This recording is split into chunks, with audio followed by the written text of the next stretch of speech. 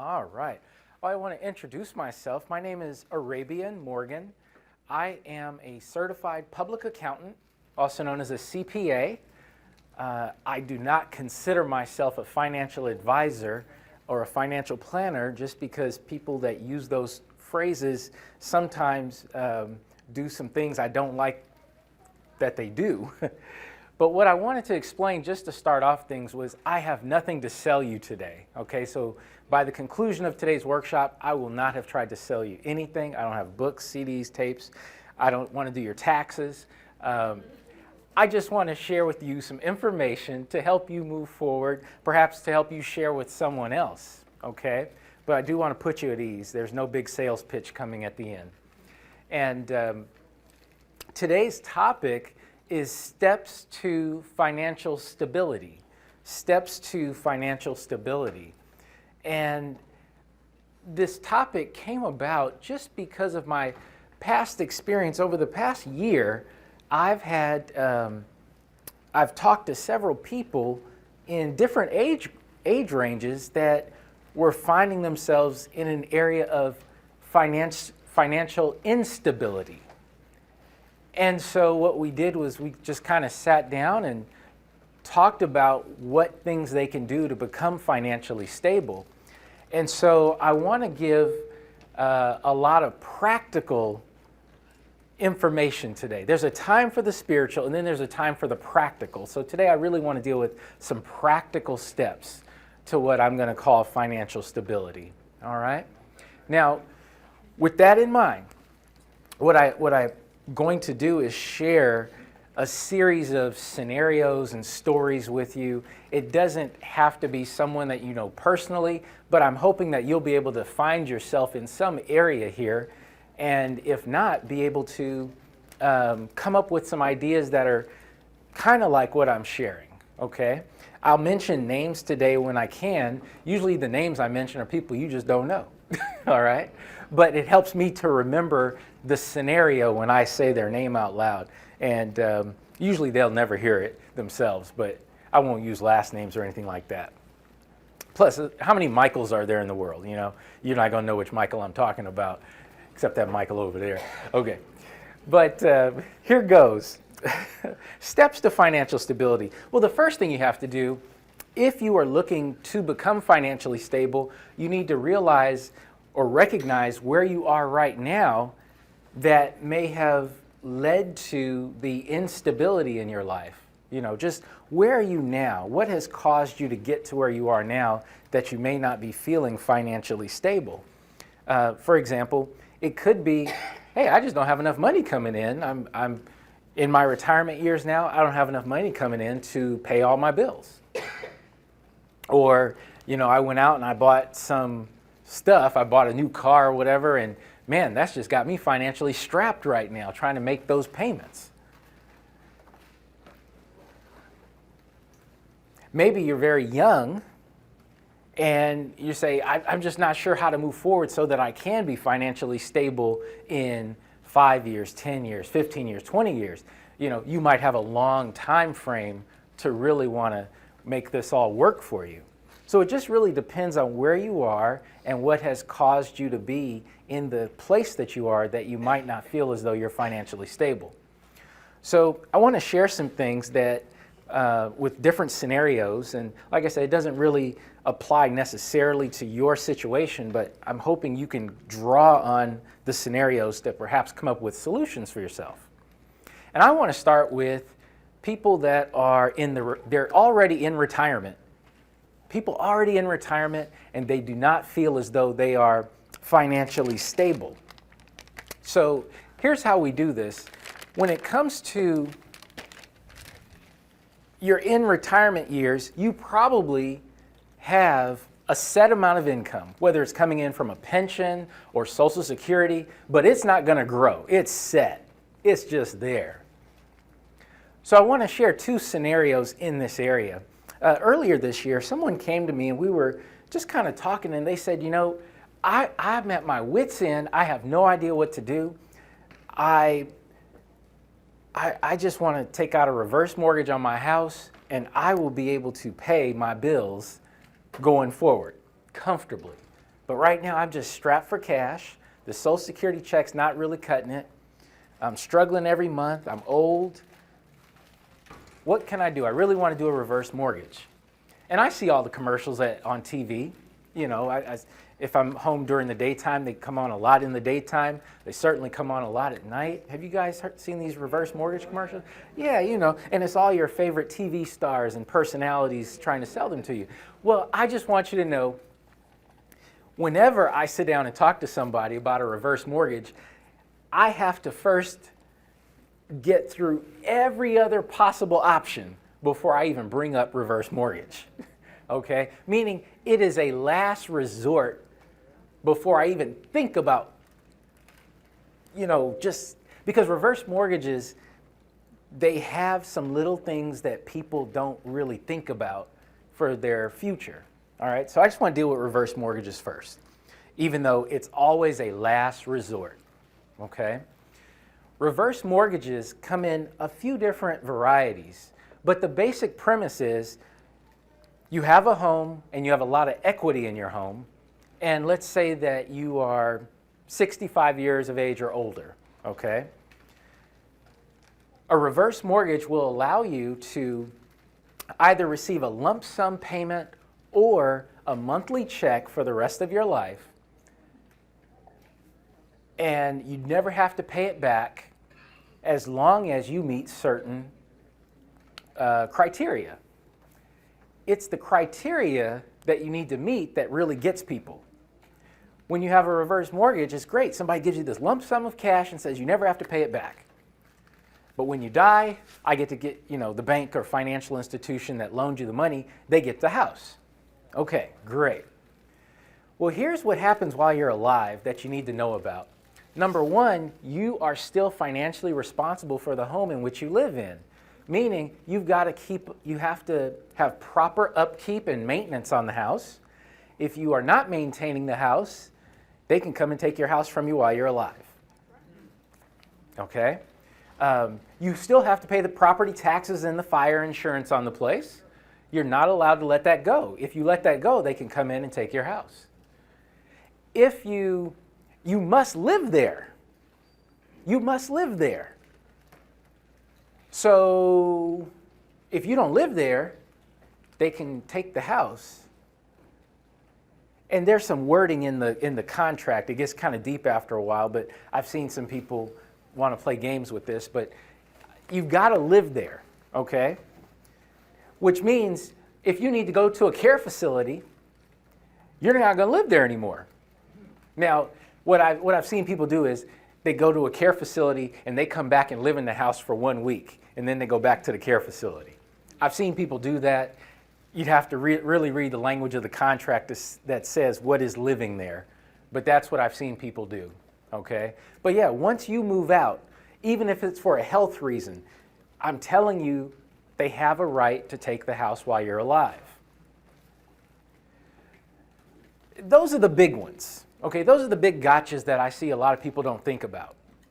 Now, a little further down the line, what you need to consider is, are your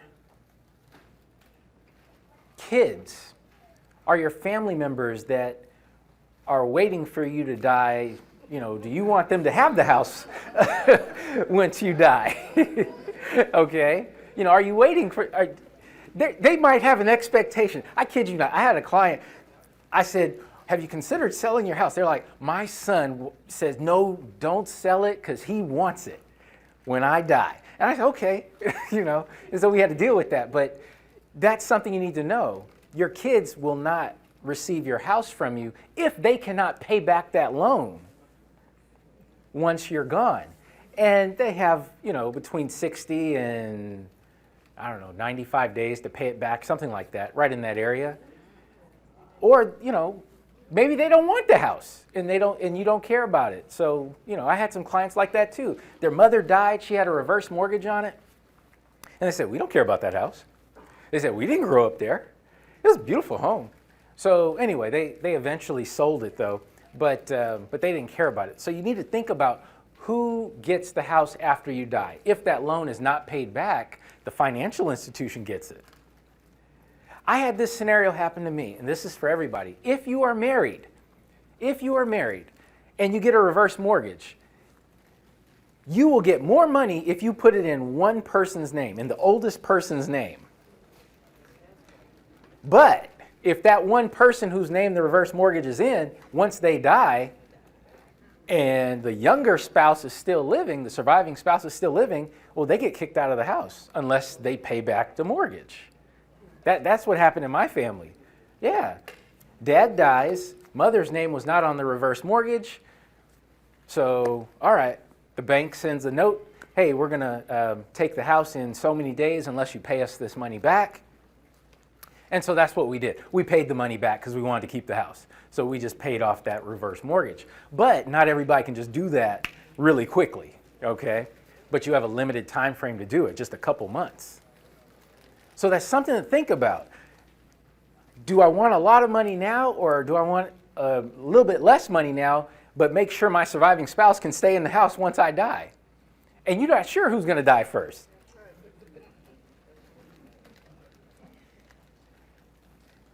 But you do need to talk to someone who does not sell reverse mortgages before you ever take out a reverse mortgage, okay? But yes, they can be used to help you get to some area of financial stability. So let's talk about what do you do before you grab the reverse mortgage and you're in your retirement years and you need some extra money coming in, but you can't necessarily get that extra money. Well, instead of looking at it as extra money coming in to pay your bills, what about decreasing your expenses or where you're spending money? And you might say, I got this mortgage right now, and that's really the big part of it. You could have, just as some ideas, you could sell the house and move somewhere else. You could, if your kids want the house, you could ask your kids to pay for this house. Say, okay, hey, listen, for $1,000 a month from the 3 of you kids, you each chip in $333 or so. That's going to take care of the monthly mortgage. And when I die, you guys get the house. Otherwise, I might just sell this house right now and move. But if you've got some adult kids who are able to take care of themselves financially, if you split it up, what you need to make your life more stable amongst the kids, promise them the house, that might be something they go for. I've got that scenario going on right now with a client of mine. We were just talking it through. I said, well, let me know what the kids have to say when you tell them. Just let me know what they have to say. Because if they say, no, we're not going to do that, well then, let's talk about some different strategies that don't involve your kids. With another particular person, I did, and people don't like hearing this, okay, but I'm just going to put it to you plain. I said, with your particular scenario, your income is not going to go up, all right? All she had is Social Security. I said, you got the house, you can't afford it. You could sell it and rent out here. You know, everybody's here in Southern California. And I said, or you could sell it and move to a different state where it's cheaper to live. Yeah. Texas, Arizona. I mean, I could name just about any state that's cheaper than living here in California. And unfortunately, people don't like to think about that particular scenario because you feel as though there's something keeping you here that you cannot live without. And I'm going to be the first person to tell you, if you've got family somewhere else, you should really consider, is that a viable option? If it is your church home that's keeping you here, guess what? You can access the church around the world now. You can find a new church home wherever you move to, but you should not sacrifice anything for the purpose of spreading the gospel. You should not sacrifice anything. I find nowhere in the Bible that says you should sacrifice something for the Word of God, including your church home, the place you call your church home. If you can't make ends meet here in Southern California, because it is an expensive place to live, Arizona, Texas, and I'm going to share the stories of people that have moved and why they moved for their own financial stability after this question. In relationship to reverse mortgages, I've heard a new program. It's similar to reverse mortgage, but it involves them not requiring any payments until after you sell a house. Have you heard of it? It's a program that says there are no payments required until you sell a house. And when you sell a house, from the point that they made the agreement with you until the point that you sell a house, that there's going to be whatever the difference is in value is theirs. Yeah, there are You've heard of this. yeah, I'm familiar with this. There are some companies that'll say, "Hey, let us give you a lot of money right now, or a little money, or a medium amount of money right now, and in return, we get to partake in the value of your home going up in value." Okay? And so when you do sell that house, if you ever sell it, they get their payment back and more. All right? But they're actually, and they'll say some creative words like, "We will partner with you in the value of your house going up. We're going to give you some money right now." That to me is another last sort of resort option. And yes, there are companies that'll do that. So what can I say on that? Yeah, yeah. A client of mine, her company moved. Her company moved to Texas. She was working for Toyota here in Southern California. And she asked me, should she move with them? Because they said, you can keep your job if you come to Texas with us, or you can quit your job and do whatever you want. And so basically, we talked, and I said, well, what's keeping you here in Southern California? And this was a younger person, I'm saying younger in 40s, okay, mid-40s. And I say younger because I'm mid-40s as well. Okay, and so, but yeah, I said, what's keeping you here? I said, you're not married. I said, you got the rest of your life ahead of you. I said, if you don't like Texas, I said, you got plenty of time to come on back. And so sure enough, she packed her bags and she moved to Dallas, Texas with Toyota. A young man approached me a couple years ago. He said, my company's moving. I want to say it was Boeing. Boeing was moving to Oklahoma, and his position and everything was transferring to Oklahoma. And he said, what should I do? I just said, what's Oklahoma look like this time of year? I don't know. I mean, because your options are not work for the company and go find a new job. But I said, you're young. You got plenty of time. Go for it. You don't like it? Come on back. He did have a family, so it did amount to uprooting the family somewhat. But I'm just saying, this option, although it seems extreme, sometimes is very necessary to consider it.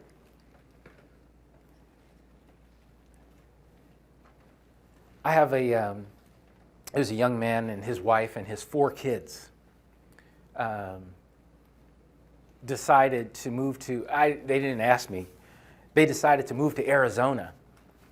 And I asked them, why are you moving to Arizona? He said, there's some job opportunities there. I can take care of my family there if I get one of those new job opportunities in Arizona. And he uprooted his wife and 4 kids, and they moved to Arizona. This was fairly recent, the past few years. And I touch base with them at least once a year, and they're doing great. But I mean, just taking an extreme step. I mean, nobody wants to leave family and friends. Some of you don't want to move closer to family and friends, or family at least. And I understand that, I understand that too. But sometimes as you age, you need a different support system. And sometimes you do need to get closer to your kids without moving in with your kids. Sometimes you need that support system. I know for me personally, I look at my mothers. I'm married, so I have 2 mothers now. And I've made changes in their life over the years. As they've aged, I've said, okay, you stop paying this bill. I'm going to start paying this bill.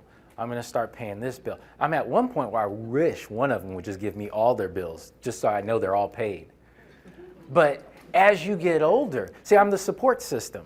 Our family is the support system. And we all live quite a distance away, but still, we're able to still check on them.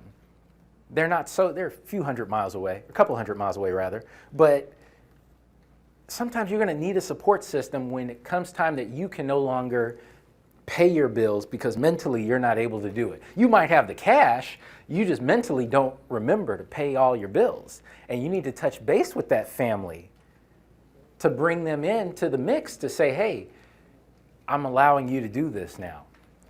Maybe there's somebody you need to reach out to because you need to take over some things. Maybe there's some people in your lives you need to take over their car keys. It happens. But there are some things you can put in place while you're in your right mind now for yourself. There are some things you can put in place right now. And this all goes back to your financial stability. Knowing that if you become mentally impaired or at a place where you just cannot focus on paying your bills on time, even if the money is there, you need to name someone who is able to step in and do that for you. I did that with my mother. I said, okay, let's draw up this power of attorney, all right? Power of attorney. And basically it just says if she cannot perform some different tasks concerning her finances, then I'm allowed to step in and take over that role for her, okay? And so, in fact, we have it written where I don't even have to wait for her to be mentally challenged. I can just go do it. But you can have it so that 2 doctors have to say you're mentally impaired for the person to step in. That way they just don't take over your life and ruin it, when you can really think things through for yourself. So having a power of attorney, where do you get these things? They're fairly inexpensive if you don't have a complicated life. Now, if you got a lot of money and a lot of wealth, I'm going to send you to a lawyer, tell them to put all this stuff together. But otherwise, you get your younger kids who know how to use the computer very well, and just draw up a power of attorney on LegalZoom.com. LegalZoom.com. Okay. There's also what we call a healthcare proxy or a healthcare directive. This is just if somebody needs to make medical decisions for you. If you have this in place, then someone can step in who you choose to help you make these medical decisions. There are a lot of negative stories in the media about people who are in a coma and they're kept on life support, and there's no one to really make a decision to pull them off life support or do whatever it is they really want to have done to them because they didn't think these things through. But I really want you to consider these 2 documents. So a power of attorney, that's for your financial matters, and a healthcare directive, sometimes called a healthcare proxy or a power of attorney over your healthcare. These are 2 documents that I think are pretty easy to get. You would give your healthcare proxy that paperwork, you just turn it over to your doctors and let them have it on record that, this is who's going to make some medical decisions if I cannot make them for myself. Okay? So that's the deep part. That's for you retirees. But even as a non-retired person, I have these documents myself just because they are important. Yeah. As you get younger,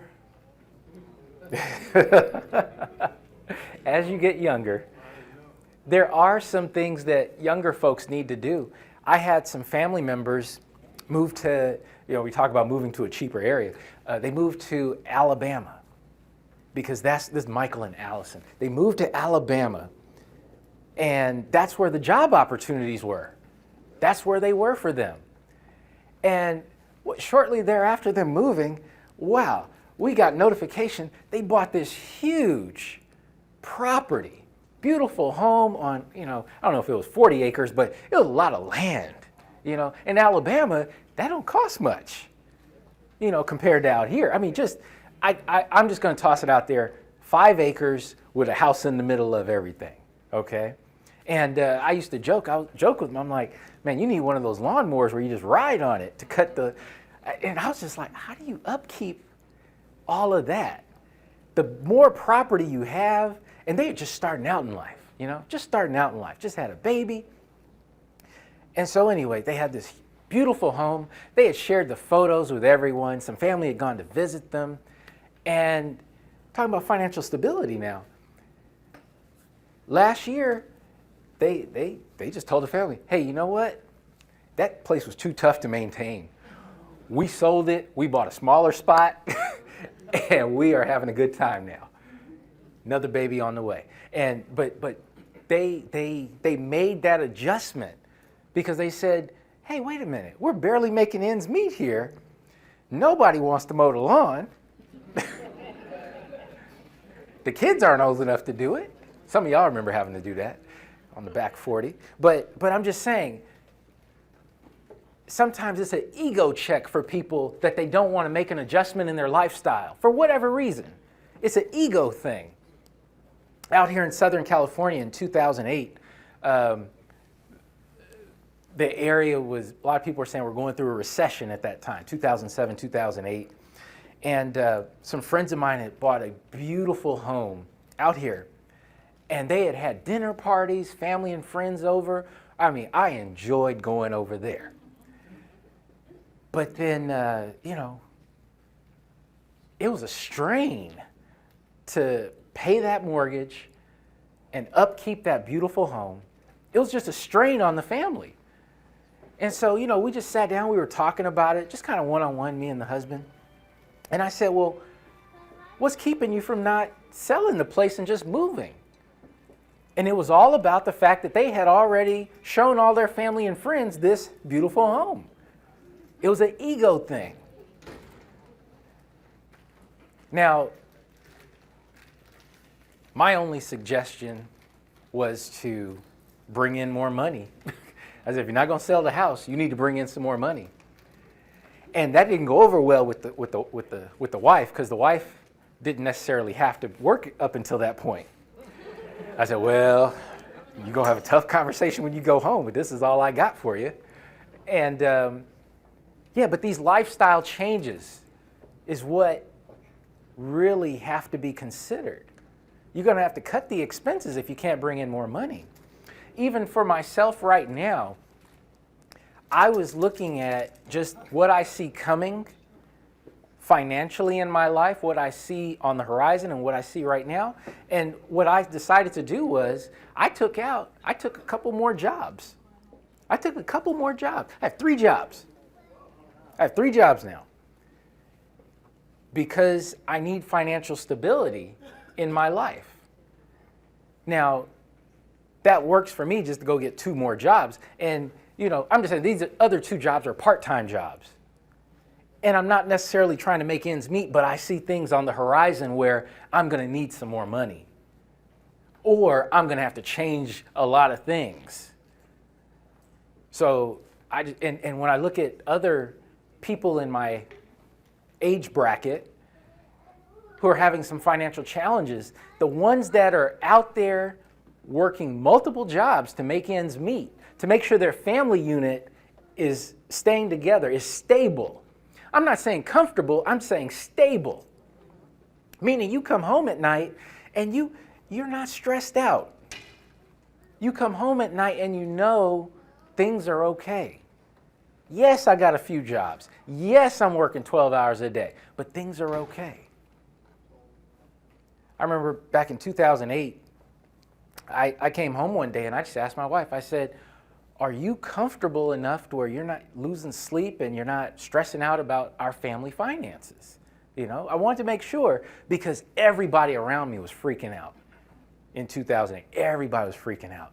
And so, we always check in with each other. And so I was checking in that day just on that topic. But I like to make sure that I'm looking into the future and I'm taking corrective action now based on what I think is going to be coming down the way. All right? I had a dinner party at my house at the end of August or beginning of September. And I knew it was coming up. And I cut off the water. I stopped watering my front lawn and my backyard too. Stopped watering it, right? Because I was like, never going back there or whatever. I don't care if it's not green. I'm not going to be rolling around in the grass. But I had this dinner party coming up, so I turned back on the water. And so it greened up a little bit. That was good. I went out and I bought some spray paint for the front yard grass because it didn't come as green as I thought it should be. No. Water is expensive. They just increased the water rates too. That's about to hit in January. So I spray painted the front yard. Beautiful. They do that on the golf course, you know. That's how they get it nice and green. They do that. So I bought the same type of spray paint. Anyway, but it's much cheaper than running the water all year long. That's what I did. So I'm just saying, I take these actions too. I don't plan on moving out of Southern California just because, worst case scenario, I mean, I really like the weather here. And that's really the only thing keeping me here, but I like Southern California. If I had to move though, I would. Everybody when I talked to my older relatives out here, I said, you're from Texas, what brought you out here? And they all said, this is where the jobs were. That's what they tell me. This is where the jobs were. And that's the only reason my family's out here in Southern California right now. All the older people said, well, this is where the jobs were. So we just packed up the family and moved out here. And they all lived together at some point, and then they started going their separate directions. But I'm just saying, they had the foresight to do that rather than just stay there where they were in Texas with no opportunities whatsoever, I'm assuming. It's deep, but you got to make some adjustments. And I just want to tell you, it doesn't matter what everybody else is doing. It's all about you and your pocket. It's all about you and your family, you taking care of your family. Okay? I hope this is registering with you in some level. But the steps to financial stability are not always easy. Okay? The more time you have, the younger you are, yeah, it's a little easier. But the older you are, the more drastic the change may need to be. I have a question. Thank you, Arabian. I have several things that are on my mind right now. Give it to me one at a time. Okay, one at a time. Raising your credit score. I know the holidays are coming up, and we do a lot of shopping around that time, but there's something that I want to be more up on, raise it up. Raising up your credit score. Raise it up. Well, listen, I don't know your reason for wanting to raise your credit score, but the only reasons I can think of why you want a higher credit score, there's only two reasons. The first one lets you off the hook.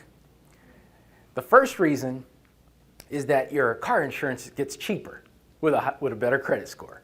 In Southern California, the better your credit score, the cheaper your car insurance. So that one lets you off the hook. The second reason to raise your credit score is you want to go into debt faster. That is the only two reasons I can think of wanting to raise your credit score. I have the highest credit score I've ever seen. It allows me to go in debt faster than anybody in the world. No, and I have to be very conscious of it because I know that no matter what I do, I can easily find myself deep in debt. So I would just say, make sure you have a clear understanding of why you need your credit score high. It only lets you do those two things. Really. What was the first one again? It helps you save money on your car insurance. Oh, car insurance. That one lets you off the hook. Okay. Okay. But give me another question if you have it. Let's see. Social Security. When should you think about Taking getting your Social money? Security? Yeah. Okay. So you want to take your Social Security when you definitely need it. Okay? If you need money and you're eligible for Social Security and you don't plan on going back to work or you can't find enough work to make ends meet, Social Security is there. Just take it when you need it. All right? In terms of answering the question about when is the best time to take it, meaning you don't really need it, so when should I take it? I can only answer that if you answer one question for me, and that's when are you going to die? If you can tell me when you're going to die, I can tell you the best time to take it. But other than that, I'm just saying this. If you need Social Security to help you financially right now, go ahead and take it. If that's your only other alternative, go ahead and take it. Usually people that need the best time to take it have money coming in from other sources, and it's a longer conversation that has no real answer. Okay, yeah. But if you need it, go ahead and take it. Okay. And I remember last year, I think you gave holiday tips around this time. Yeah, with okay. Spending. Oh, boy, yeah. Okay, holiday tips regarding spending.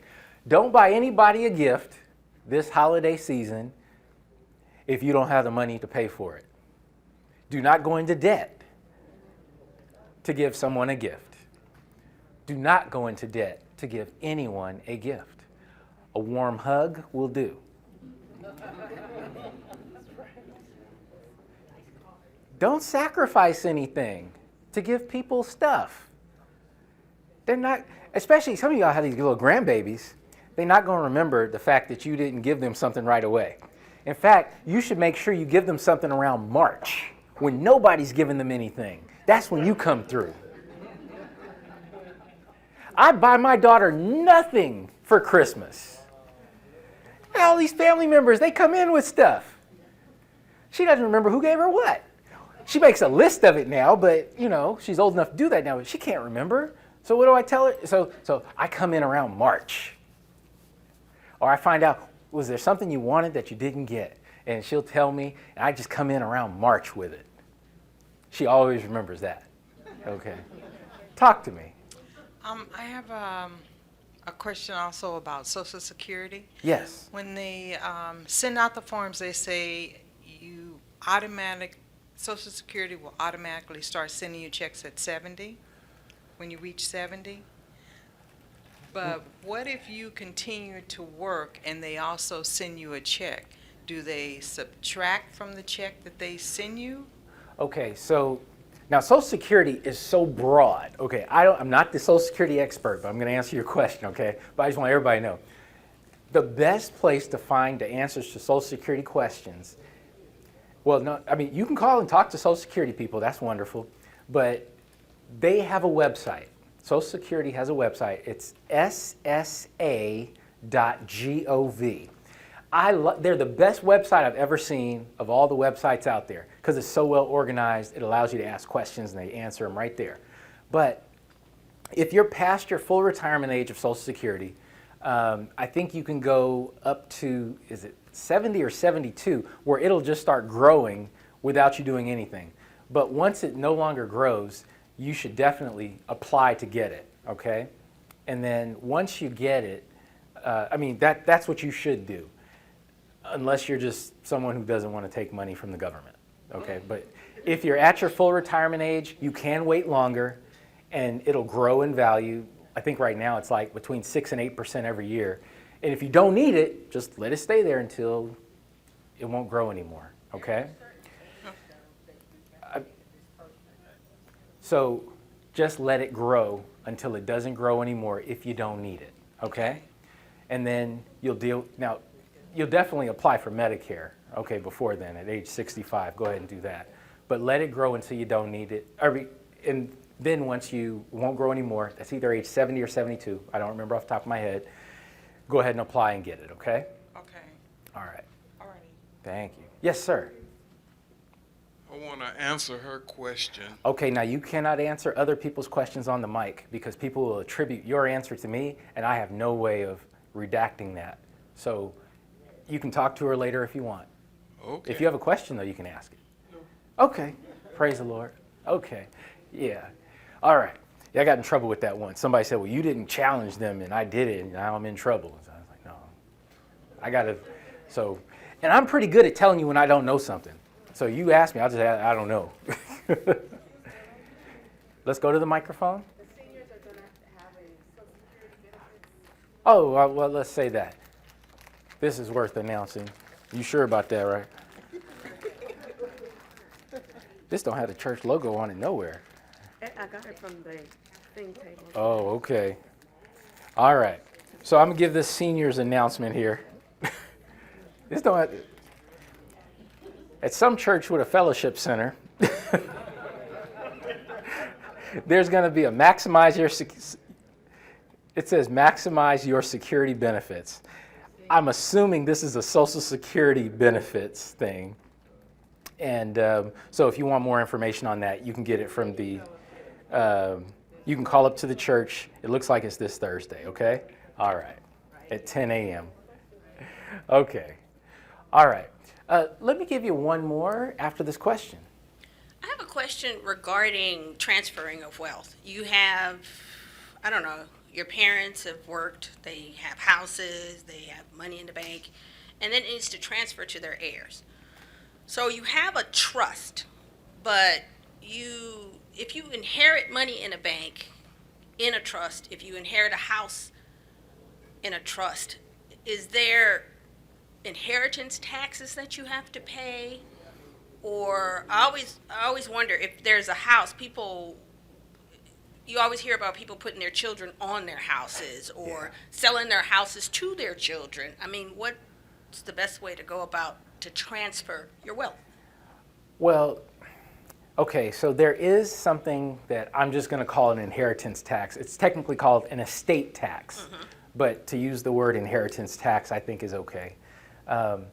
That applies to people who have several $1 million. I want to say it's $11 million in assets right now.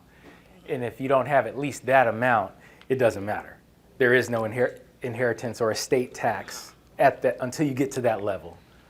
So, we come back to, you've heard about people transferring or putting their kids' names on their homes and things like that. That might be to avoid what we call probate. Probate is a judicial administrative process to transfer property from whoever just died into the name of someone else. It can be expensive, it can get lengthy, sometimes it's necessary, but it can be avoided. And the way you avoid probate, if you really want to, is to put your assets in what's called a Living revocable trust. some sort of a trust. There's a few different kinds, but I usually would advise people that want to do this to use something that I'll just phrase as a living trust, okay? It is completely changeable or alterable. It is not, I'll say it this way, it is revocable. You can change your mind at any time. Your kids start acting up, you want to leave everything over to the Save the Whales and you hate whales, you can change it. There are there are trusts you can set up that you cannot change. But for the most part, people do a living trust. You do need a will also. I'll give you all 5 of the estate planning documents. You need to have a will at a minimum because there are just certain things you cannot put in a living trust. If you have minors, children, if you have children that are under the age of, say, 18, you need a will to say who's going to take care of them in case something's going to happen to you. You can't do that in a trust. But then there's the living trust that goes along with that, and you need to put your assets into that living trust, meaning retitle who owns it, not you anymore, but the trust itself owns it. That's a step a lot of people don't take. And then you need those the healthcare proxy or the healthcare directive I talked about earlier. You need the power of attorney over your finances, just to name people who are going to help take care of this. And you need you might need, I don't know, you might need some sort of life insurance. If you have minors or anyone that needs your income that would stop in case you die tomorrow, you do need some sort of life insurance. I recommend that you calculate how much life insurance you need first. First, you calculate how much you need, and then you figure out, of the various types of life insurance, which one can you afford to pay for? Okay? Now, I say that knowing that there's 2 types of life insurance. There is permanent insurance, and then there's term insurance. I think permanent insurance can be a real waste of money because it's really expensive and you never can get what you need. So you might be able to afford $200,000 worth of permanent insurance and it sticks around for your entire lifetime. And that sounds great, but you needed $1 million worth of life insurance. I would rather you buy term insurance, which is the cheaper of the 2 types. Buy the term. It's only going to stick around 10, 15, 20, 30 years. And if you outlive it, it disappears. But during that whole time period, you had enough to protect the people you needed to protect. Okay? That's what I do personally. I buy the term life insurance. If I outlive it, well, I set my years so that my daughter would make it to age 21. And at the age of 21, I'll just assume I'll have things worked out to where she's not relying on me financially anymore. Okay? I have it worked out so that if I die today, and my measuring point is today, I assume I die today, I basically took 10 times my income and said that's how much I need. That's my rough calculation. So if I make $100,000 a year, I need $1 million in term life insurance. I can't afford that with this whole life, universal variable life, all that other type of permanent insurance. I can't afford $1 million of life insurance. But for term, I could. All right? But I know that if I die today, I'll get my family will have $1 million to work things out with. Give my wife enough time to remarry. And that's okay. No, she's very good at picking men. She's very good. Anyway. All right. So listen, financial stability, the big takeaway here, if you recognize you're not if you're not stable financially, you got to either bring in more money or reduce your expenses. Sometimes reducing your expenses means you're going to take some drastic actions. Now, the least drastic action that I tossed out there, I want to bring it back up again. You talk to your children to see if they want to pitch in before you start selling off assets. If they will pitch in every month something to help offset your living expenses, that just might be what you need. And if they say no,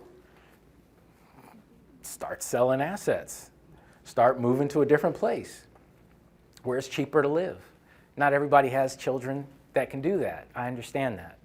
But I'm just telling you, drastic times do call for drastic actions. Okay? That's what I have for you today. Praise the Lord. All right.